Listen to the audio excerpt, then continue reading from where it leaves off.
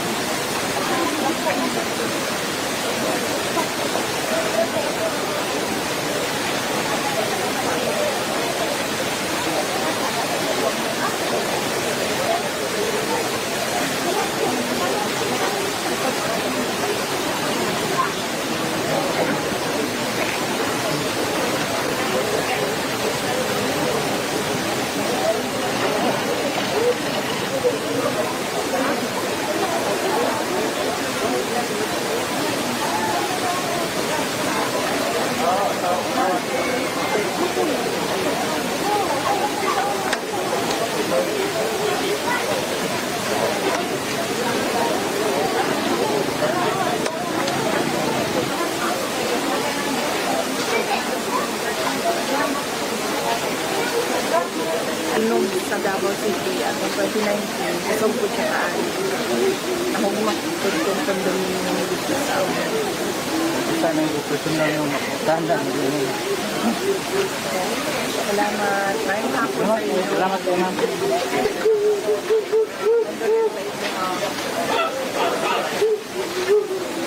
Bibi, may gusto ko tayong ipaabot sa mga nabibiktima ng lindol. Oh, hello. Ilan kayo, sir, para isahin na lang Isa lang kami, sir. Isa lang kami. Oh. Well, pinapaabot namin yung pakikiramay namin sa mga pinapaabot namin yung pakikiramay namin sa mga pamilya ng mga namatayan at pinapaabot rin namin yung aming pagsuporta sa mga apektado noong lindol, yung mga nasira ang mga bahay at merong mga nasira na mga kagamitan.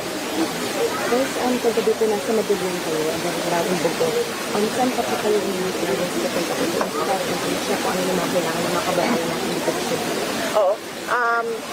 Dalawang araw kami dito, no, kahapon. Nasa Medellin kami, bumisita kami sa disaster center nila at kinausap namin si Mayor at ang sunod namin ay kaninang umaga sa Bugo. Merong mga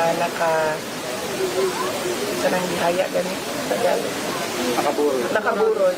Merong nakaburol na mga patay doon sa Bugo. So, binisita din namin yon at binisita din namin yung mga ibang mga kabahayan na yung mga tao ay natutulog sa labas ng kanilang mga bahay at nasa daan sila at sa mga highway natutulog dahil sa takot. At binisita namin yung dalawang patay sa San Remigio. Merong dalawang nakaburol doon. At ngayon nandito kami sa isang barangay din sa Bugo para bisitahin yung mga biktima ng landslide dito, mga namatay din at ang kanilang pamilya. Assessment ni guys, ano yung mga pinakakailangan din yung mga apektado na din? I think kailangan niya ata ilapit din kasi yung sound niya. Ang nakita ko, ma'am, kasi nandito kami kagabi, sa Medellin kami natulog, ay yung kuryente. Lahat ng mga areas ngayon, walang kuryente. No? So, hindi makapagbukas ang mga negosyo at hindi rin makabalik